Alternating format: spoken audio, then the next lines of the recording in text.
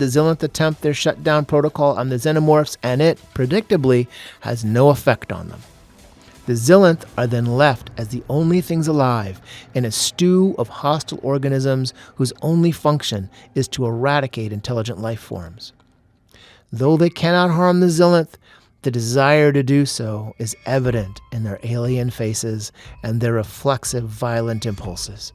It's chilling to look upon their evil creations up close, and the Xilinths are anxious to find a way to eradicate them.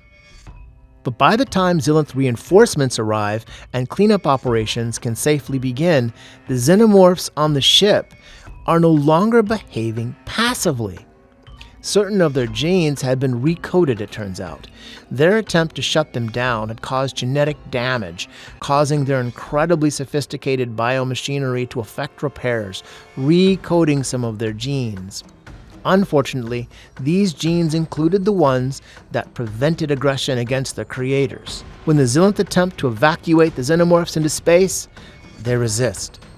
When the Xilinths attempt to use beam and projectile weapons on them, they evade, regroup, and strike back.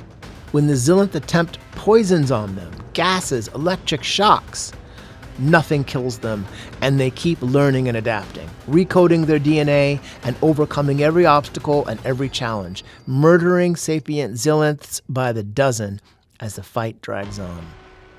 The Xilinths made their weapon too adaptable, too potent, too perfect. To their further shock, new genes emerge that allow certain Xenomorphs to infect the Xilinth as well. Only after this are the Xilinths finally able to fully accept the fact that their weapon will adapt itself to any environment and will acquire the ability to infect any host, known or unknown, intended or unintended. Though they may have accelerated the process in this instance with their clumsy shutdown attempts, the data they gathered in the aftermath is unmistakable. They had created their xenospores to default to self-survival as a chief prerogative, and that means that no one is really immune to them, whether the victim be a Xilinth, a Discordian, or, theoretically, anyone else. Given enough time in vitro, the xenospore will recode itself and mutate into a version that can infect any host. The Xilinth have invented genocide personified. Nowhere in the universe will be safe unless these things are stopped cold before they can spread any farther. The Xilinth involved in the incident transmit their data in the clear, to inform not only the other Xilinths but also the Discordians and their allies as well.